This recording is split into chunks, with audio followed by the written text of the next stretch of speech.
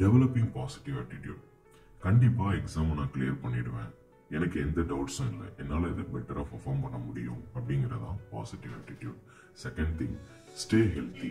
ஒரு எக்ஸாமுக்கு நம்ம படிக்க ஆரம்பிச்சதுக்கப்புறம் கரெக்டான டியூரேஷன் ஒரு 6-7 மணி நேரம் நல்லா தூங்குறது, தூங்கி எழுந்ததுக்கப்புறம் ஒரு வாக்கிங் போயிட்டு வர்றது, ஒவ்வொரு டைம் சாப்பிடும் போதும் நல்ல ஹெல்த்தியான சாப்பாடு மட்டும் ஃபோக்கஸ் பண்ணி சாப்பிட்றது, சோஷியல் மீடியாஸ் அதிகமாக யூஸ் பண்ணுறதை அவாய்ட் பண்ணிடுறது, தேவையான அளவுக்கு ரெஸ்ட் எடுக்கிறது, இதெல்லாம் கண்டிப்பாக தேவை நீங்கள் ஒரு எக்ஸாமுக்கு படிக்கும்போது.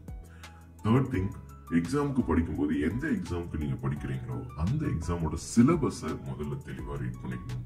ஸ்டார்டிங்ல இருந்து எண்டிங் வரைக்கும் என்ன சிலபஸ் கொடுத்துருக்காங்கன்றதை ரீட் பண்ணி முடிச்சதுக்கு அப்புறம் இதை நான் எங்க ஸ்டார்ட் பண்ண போறேன், எங்க முடிக்க போறேன் அப்படிங்கிறதுக்கான ஒரு ப்ராப்பரான பிளானை நம்ம போட்டு முடிக்கணும்.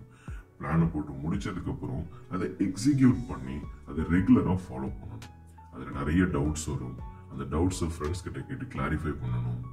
டவுட்ஸ் எல்லாம் ஃபுல்லா கிளியர் பண்ணி முடிச்சதுக்கு அப்புறம் அந்த கான்செப்ட்ஸை ஸ்டார்டிங்ல இருந்து எண்டிங் வரைக்கும் பண்ணி முடிச்சதை ப்ராப்பரா ரிவைஸ் பண்ணணும். ரெகுலரா ஒரு ஷெட்யூல் போட்டு கண்டினியூஸா ரிவிஷன் பண்ணிக்கிட்டே இருக்கணும். ஒவ்வொரு இதையும் நீங்க ரிவைஸ் பண்ணி முடிச்சதுக்கு அப்புறம் நிறைய டெஸ்ட் எழுதி பார்க்கணும். டெஸ்ட் எவ்வளோக்கு எவ்வளோ எழுதி பார்க்குறீங்களோ அவ்வளோக்கு அவ்வளோ கான்செப்ட்ஸ் உங்களுக்கு தெளிவாக புரியும். எக்ஸாம்ல கொஷின்ஸை ஈஸியாக உங்களால் கிராக் பண்ண முடியும். இது எல்லாத்தையும் தாண்டி ஃபைனலா எல்லாத்தையும் பண்ணி முடிச்சதுக்கு அப்புறம் ப்ரீவியஸ் இயர் கொஸ்டின் பேப்பர்ஸ் எல்லாத்தையும் டவுன்லோட் பண்ணி அதுல இருக்க ஒரு கொஸ்டின் விடாம சால்வ் பண்ணி